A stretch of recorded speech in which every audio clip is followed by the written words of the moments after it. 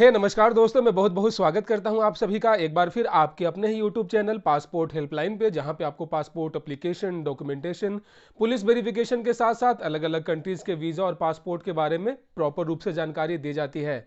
और दोस्तों, जब से ये न्यूज़ निकल कर आई है कि टीसीएस को अब भारत में सेकेंड जनरेशन का पासपोर्ट मतलब कि इलेक्ट्रॉनिक ई पासपोर्ट बनाने का जो है अब ऑर्डर मिल चुका है, ऐसे में अब रास्ता साफ हो चुका है कि अब हमारा भारत देश भी उन चुनिंदा विकसित देशों की श्रेणी में आ जाएगा जहां पे वो अपने नागरिकों को ई पासपोर्ट देता है। अभी तक दोस्तों हमें जो भी पासपोर्ट मिलता था, देख सकते हैं ये बिल्कुल नॉर्मल पासपोर्ट है, यहाँ पे कहीं भी कोई भी इलेक्ट्रॉनिक चिप नहीं लगा हुआ है।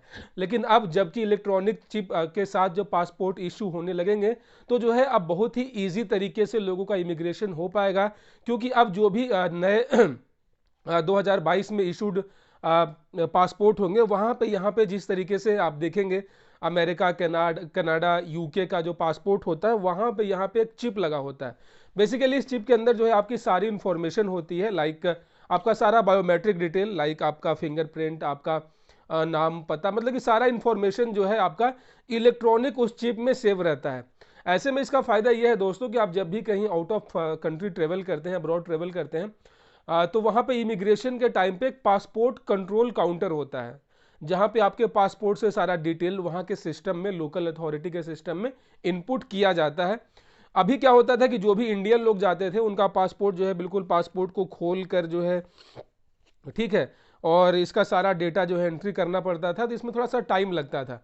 लेकिन अब फायदा ये होगा कि केवल टच एंड पे, केवल ये चिप को वहाँ पे सेंसर पे टच करना है और आपका सारा डिटेल जो है वहाँ के इमिग्रेशन का जो पासपोर्ट कंट्रोल ऑफिस होता है, जो काउंटर होता है, वहाँ पे सारा डिटेल आ जाएगा।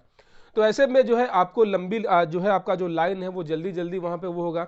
और सबसे अच्छी बात, इसका एक बेनिफिट ये भी है कि अगर आपका पासपोर्ट का जो अंदर का पेज अगर कुछ डैमेज हो जाता है, अगर आपका पासपोर्ट मुड़ जाता है, फट जाता है, तो आपका जो चिप रहेगा, ई चिप, वो आपका सारा डेटा जो है वहाँ पे काफ़ी सेफ्टी के साथ जो है वहाँ पे सेव रहेगा।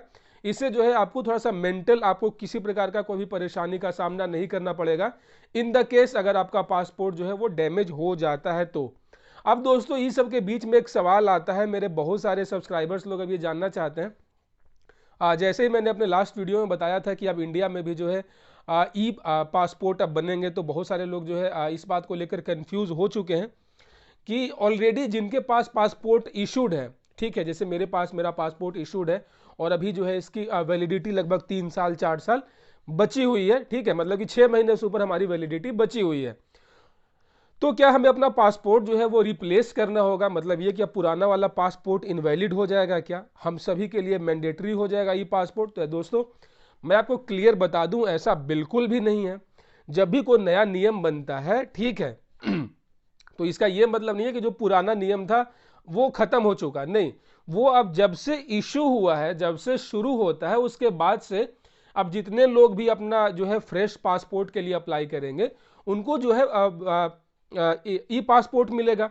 आपने देखा होगा कि जैसे कि मेरा पासपोर्ट आप ये देख रहे हैं, ऊपर में पासपोर्ट लिखा हुआ है और नीचे में रिपब्लिक ऑफ इंडिया लिखा हुआ है, क्योंकि 2018 तक जितने भी पासपोर्ट इशू होते थे उसमें पासपोर्ट ऊपर और रिपब्लिक ऑफ इंडिया नीचे लिखा जाता था। लेकिन 2020 के बाद से, मतलब 2 साल हो गए इस बात को, अब जो भी पासपोर्ट इशू किए जाते हैं उस पर ऊपर में रिपब्लिक ऑफ इंडिया और नीचे में पासपोर्ट लिखे जाते हैं। तो इसका ये मतलब बिल्कुल नहीं हुआ कि मेरा ये वाला पासपोर्ट इनवैलिड हो गया। तो कहने का मतलब ये है कि जो भी नए रूल्स चेंज किए जाते हैं तो उसके बाद से वो इफेक्टिव होते हैं, और जो पुराने लोग होते हैं वो अनइफेक्टेड होते हैं, मतलब उनको कोई फर्क नहीं पड़ता है। तो ऐसे में आप अपना, जब तक आपकी वैलिडिटी बची हुई है, जैसे कि मेरा भी 2027 तक बचा हुआ है, तो 2027 तक मैं इसको बिल्कुल बेफिक्र होकर जो है इसका इस्तेमाल कर सकता हूँ, कहीं ट्रेवल कर सकता हूँ। मुझे कहीं भी कोई भी वीज़ा लेने में कोई प्रॉब्लम नहीं होगा, मुझे कोई भी इमिग्रेशन में कोई प्रॉब्लम नहीं होगा। हाँ, थोड़ा सा वक्त लग सकता है, लंबी लाइनों में खड़ा होना पड़ सकता है, लेकिन प्रॉब्लम और इशू जैसा यहाँ पे कोई भी सीन नहीं है, ठीक है। तो आप इस बात का हमेशा ध्यान रखें कि आपका अगर ऑलरेडी पासपोर्ट इशूड है, तो जब तक उसकी वैलिडिटी है तब तक आपको कोई टेंशन नहीं लेना है, क्योंकि ऑटोमेटिकली जब आपका पासपोर्ट एक्सपायर हो जाएगा और आप रिन्यूअल के लिए अप्लाई करेंगे, या फिर अगर आप री इशू के लिए अप्लाई करेंगे, तो आपको जो पासपोर्ट मिलेगा वो ई पासपोर्ट ही मिलेगा। तो यहाँ पे आपको जो है पुराना वाला बिल्कुल भी इनवैलिड नहीं होगा, पुराना वाला भी बिल्कुल वही है जो किसी को नया मिलेगा, ठीक है, इसमें कोई अंतर नहीं है। दूसरी बात ये कि इसको जो है हमारे प्राइवेसी को कोई खतरा है क्या, तो बिल्कुल भी नहीं दोस्तों, क्योंकि वो चिप होता है, भले ही उसके अंदर आपके कोई भी डिटेल्स हो, लेकिन वो सभी लोग उसको एक्सेस नहीं कर सकता है। वो जिस काम के लिए, जिस पर्पज़ के लिए जो चिप में इंफॉर्मेशन दी गई है एयरपोर्ट पे, पासपोर्ट कंट्रोल ऑफिस में उसको स्कैन करने के लिए, वो केवल वही रीड कर सकती है।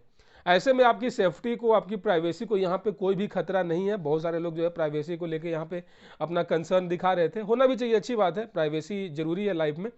लेकिन दोस्तों यहाँ पे मैं आपको बता दूं कि यहाँ पे कोई भी रिस्क वाली बात नहीं है। और यहाँ पे ये भी है कि आपका पुराना पासपोर्ट एक्सपायर नहीं होगा जब तक, तब तक आपको वो इलेक्ट्रॉनिक पासपोर्ट लेने की कोई भी आवश्यकता यहाँ पे बिल्कुल भी नहीं है। और अगर आपका जो है बहुत सारे लोग ये सोच रहे हैं यार कि वीज़ा, कि अगर आप कोई विकसित country like USA, Canada, UK का अगर आप वीज़ा के लिए अप्लाई करते हैं, या फिर अगर आप पीआर परमानेंट रेसिडेंस के लिए अगर आप अप्लाई करते हैं, तो वहाँ पे ई वीज़ा की ज़रूरत होती है। तो गाइज़ ये सभी मिथ हैं, ऐसा कुछ नहीं है। मैं बहुत सारे ऐसे लोगों को जानता हूँ जिन्होंने अभी हाल में ही यूएसए का पीआर लिया है, कनाडा का पीआर लिया है, ऑस्ट्रेलिया का पीआर लिया है, और उनके पास नॉर्मल पासपोर्ट ही था, क्योंकि अभी तक इंडिया में तो जो है चिप वाले पासपोर्ट इशू नहीं हो रहे थे। तो कहने का मतलब यह है कि आपको कोई भी र्यूमर पे ध्यान नहीं देना है, किसी प्रकार का कोई भी टेंशन नहीं लेना है। जब तक आपकी वैलिडिटी बची हुई है, आप बिंदास होकर इसका इस्तेमाल कर सकते हैं। जैसे ये खत्म होगा तो आपको वो कर लेंगे। मेरे कहने का मतलब यही था, जो मैं बार बार रिपीट कर रहा हूँ, कि आपका पुराना पासपोर्ट पहले की तरह वैलिड होगा, इसमें कोई प्रकार का, किसी प्रकार का कोई परेशानी या कोई बदलाव नहीं होगा। सो दोस्तों, आशा और उम्मीद करता हूँ कि इस छोटे से वीडियो से आप सारा सिचुएशन समझ चुके होंगे, और आपके मन में जो एक डर था, जो एक कन्फ्यूजन था, वो पूरी तरीके से दूर हो चुका होगा। तो दोस्तों, अगर इससे संबंधित अगर आपको कुछ और सवाल है, कोई और क्वेश्चन है, तो यार प्लीज़ आप हमारे चैनल को सब्सक्राइब कर लेना, साथ साथ नोटिफिकेशन बेल ऑन कर लेना, ताकि अगली बार जब मैं कोई नया और लेटेस्ट वीडियो लेकर आऊँ तो आप उसे मिस ना कर सकें। तब तक दोस्तों, रखिए अपना बहुत सारा ख्याल। मिलते हैं किसी और वीडियो में। जय हिंद।